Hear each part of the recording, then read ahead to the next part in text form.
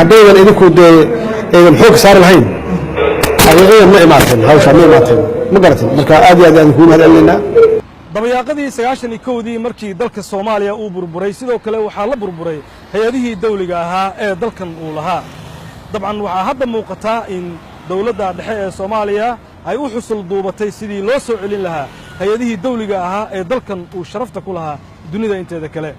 18 bishan Juun sanadan 2018 ayaa waxay ahayd markii albaabada loo laabay xafiiskii maamulka hawada Soomaaliya ay ku lahayd magaalada Nairobi ee dalka Kenya isla markaana xafiiskaasi uu dib ugu howlgalay magaalada caasimadda ah ee Muqdisho Ibrahim sida aad la socoto 18 bishii Juun labadii 2 o'clock ayaa xafiiska Nairobi la soo xiray la furay xafiiska Muqdisho si hawada Soomaaliya diyaaradaha maraya looga maamulo xafiiska Soomaaliya kadib muddo 2 isbuuc ah si shaqeynay xafiiskaas isagoo monitor gareynay kaliya dhageysanayay xafiiska Muqdisho sida diyaarad hagid uu isticmaalay alxamdulillah waan ka soo gudubnay stagekaas dhammaan shaqaalihii meesha deganaayo idil waxay u soo wareegeen Muqdisho ay hadda ka shaqeeyaan xafiiskaas waxaan u isticmaalaynay xafiis backup ah ilaah naguma keeno laakiin haddii ay wax ka dhacaan meesha hadda laga maamulo Muqdisho in xafiiskaasi laga sii shaqeyn karo marka hadda xafiiskaasi waan soo xirnay qalabkiisa inta badan waa la soo furfuray waa la soo qaadayaa Muqdisho ayaa la keenayaa haddii ilaahay ka raali noqdo muddo dhow qalabkii isugu jiray qalabkii hawada lagu hagay iyo qalabkii kale xafiisyada la isticmaalay qalabkaas xafiisyada la isticmaalay iyo baabuurtii waxaa la siinayaa organizationada Soomaalida ah ee meesha jooga safaaradda iyo meelo kale ayaa loo wareejin doonaa haddii ilaahay ka raali noqdo oo hadda processkii ayaan ku jiraa qalabkii laga soo furay xagga oo la soo wado waxaa lagu rakibi doonaa meel kale magaalada gudaheeda ah si hawada aan u haysana 2 meelood meel haddii ay wax ku dhacaan meel kale oo laga gaari karo oo degdeg ah oo laga maamulo hawada in la sameeyo insha Allah taala waxaan rajaynaynaa bilaha soo socda ayaan taasna dhameystiri doonaa haddii ilaahay ka raali noqdo waxay noqon doontaa magaalada gudaheeda meel aad secure ah oo wanaagsan oo aad loo ilaaliyo loo protect gareeyo ay noqon doontaa insha Allah taala hay'adda hawada maamusha ee caalamka ee la yiraahdo ICAO waxay Soomaaliya horey ugu ballan qaaday in ay u qalabayso eelabooro dhowr ah laakiin arrintaasi ma aynan suuragelin socdaal dhawaan uu ugu bixi doono magaalada Montreal ee xarunta ICAO ayaa wasiir Omar waxa uu iga warbixiyay halka ay marayso qalabayntii eelabooro kamid ah eelaboorada ku yaala dalka Soomaaliya tripka hadda Montreal baan u soconaa Montreal waxyaabaha aan kala soo heshiinayna ayaa waxay koow ah qalabkaas iyo qalabyo kale oo badan oo 8 airport wadanka kamid ah lagu qalabaynayay oo kontraadoodii dib u dhacday muddo dheer ay dib u dhaceysay ayaa waxaan hakad gelinay kontraadaas maadaama dadkii kontraada la siiyay ama shirkadii fulinaysa arrintaas ay dib uga dhacday ayaa annagana waxaan ka kansalnay aan hakad gelinay shaqadooda marka hadda waxyaabaha aan ugu socno Montreal ay koow ka tahay inaan kula soo heshiino waqti cayiman oo go'an si aynan u dhicin heshiisyadii hore oo kale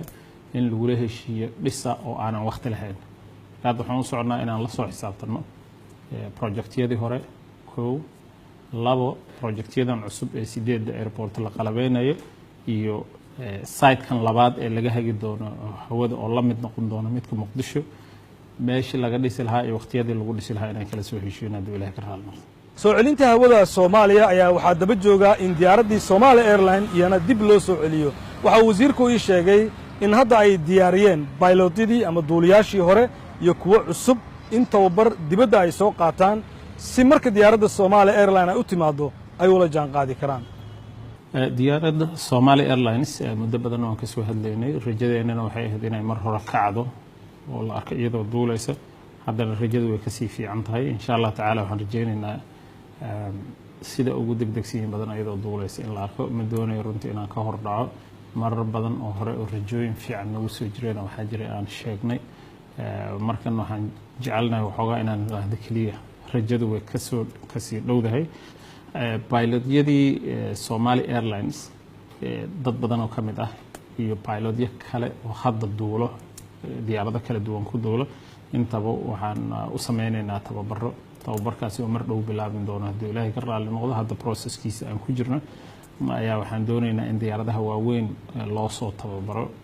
muddo bil iyo xoogaa ah baan filayaa. tababar ah ayay soo qaadan doonaan, up to date laga soo dhigi doonaa haddii ilaahay ka raali noqdo. marka bilahan aan ku jirno dhexdooda ayaa taasina lasoo sameyn doonaa. waxaa kale oo meesha ku jira isagana in crewga Somali Airlines hadda diyaarintiisa aan ku jirno mar dhow iyagana aan rajeynayna in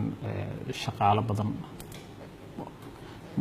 ma badna laakiin qayb ka mid ah lagu soo tababaray wadanka Turkiga. waa crewga, waa dadkii diyaaradda ka shaqeyn lahaa, kuwii ka shaqeyn lahaa ay pilotyadii hadda ayaa la diraya haddii ilaahay ka raali noqdo. pilotyadii hore saacado haysta oo duuli karana caafimaad ahaan iyo da ahaan. waxaa kaloo ku jiro dhalinyaro pilotyo ah ka shaqeeya Kenya iyo Soomaaliya intaba. in ka badan 200 oo diyaaradood ayaa dul mara hawada dalka Soomaaliya, laakiin hadda qalabkan cusub markii xamar lagu rakibay maxaa isbedelay? hawada Soomaaliya waxaa dhici jirtay in diyaaradaha qaarkood ay ka leexdaan in ay dan ku qasabto ma ogiya ama ay arkaan business reason ay u soo maraan. hadda hawadii Yemen oo laga soo kala leexday badidood amni darro awgeed iyo innaga oo hawadeena qalabkan cusub ay u saamaxday in wax alla wixii caqabad ahaa ama cabsi ahaa ee ka jiray ismaqalka diyaaradaha iyo laga gudbay oo qalab ka mid ah qalabyada ugu casirsan adduunka hadda meesha la soo dhigay. marka traffiga ama diyaaradaha mara Soomaaliya hawadeeda aad bay u soo bateen. sida aan la socotay hay'adaha duulista hawada ee ka jira adduunka oo dhan waxay kala leeyihiin magacyo kala duwan laakiin haddana aad isugu dhow oo standard ah oo ay kaawa iyo qolo kasta ay garan karto lana aqoonsan yahay. Kenya oo kale Kenya Civil Aviation Authority, Ethiopia sidoo kale.